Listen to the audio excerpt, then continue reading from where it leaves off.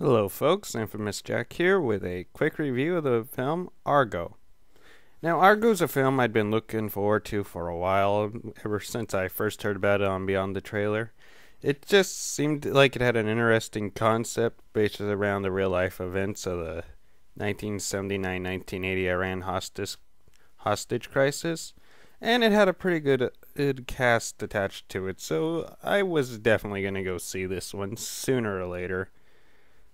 Unfortunately, I didn't catch it until now for a couple different reasons. One is that midterms have been keeping me pretty busy lately, and the other is that Seven Psychopaths came out the exact same day as this one did, and the one time I did have to go see a movie, Seven Psychopaths ended up having an earlier show time, so I went to that instead, which is also a good movie you should go watch. Now, for those of you who aren't aware, Argo is a film based around the true events of the Iran hostage situation where 6 members snuck out the back while the embassy was being taken over and were hid in the Canadian ambassador's house for quite a while. Like they said in the movie, but I don't remember the exact amount of days. And the film itself focused around CIA agent Tony Mendez, whose mission it was to get them out of there, and how he did this was by using the cover of a fake movie titled Argo and saying they were their film crew in the hopes of getting them out there or not. I'm not going to say if he did or not because, well, that's spoilers, but if you're familiar with the actual events, you'll know immediately if he did or not. Sounds like an interesting idea to be sure, but you're probably wondering by this point, is the film any good or not? Well, I'm just gonna say that I see this film as being the big Oscar winner this year, as it's really good, probably one of the best films I've seen all year, which I know I just said that in my Seven Psychopaths review, but hey, I can't help it when good movies come out.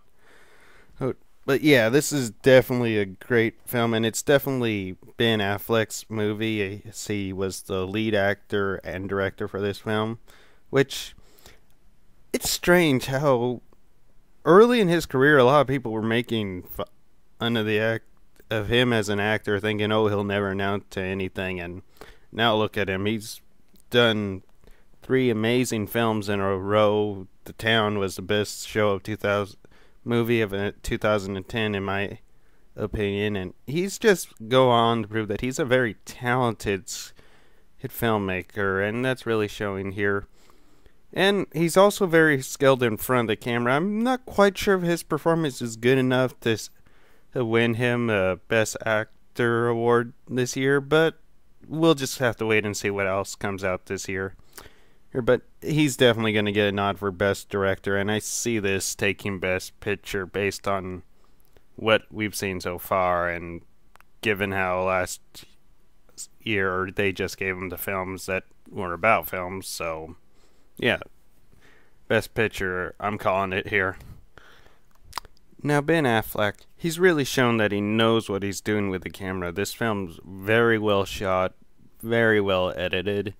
I mean, the very last half hour, I was on the edge of my seat, and I knew how the real life events turned out. So that's always good when a director can keep you in suspense, even if you actually know how events turn out. So definitely give him props for this one. In terms of editing, definitely a really good job on this film. I don't actually think there's anything that could have been cut to the film to make it better. It was like a 2-hour movie, I think, the runtime, and it does not feel like it. I was actually hoping for a little bit more. It's that good of a movie.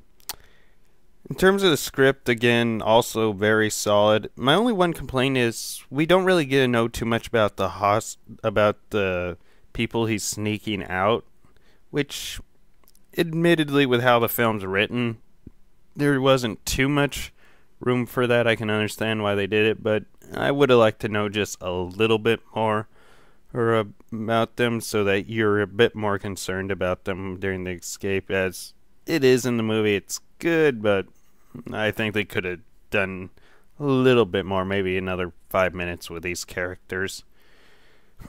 In terms of acting, everyone does a really good job in their roles. Ben Affleck's His performance, as I said, will probably get him a nod for Best Actor. I don't know if he'll win or not, but we'll turn and see. He's really proven that he knows how to direct himself, if nothing else.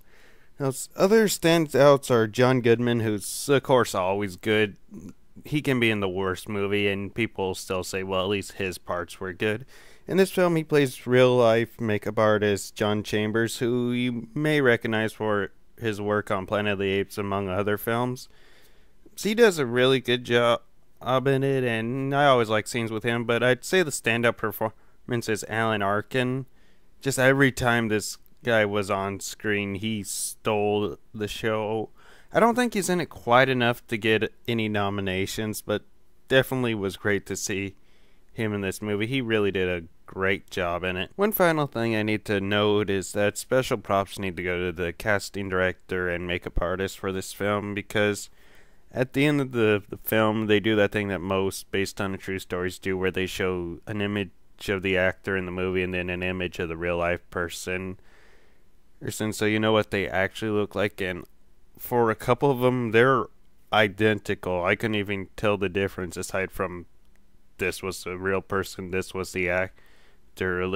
You could tell which ones were screenshots and which ones were like pictures that they just found from old IDs and stuff. So yeah, special props need to go there. Final thoughts on the movie?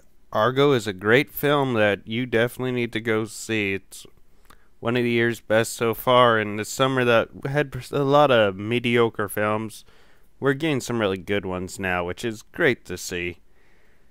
The acting is great, the story is great, the direction is great. It's just a great all-around film. I give Argo 9 out of 10.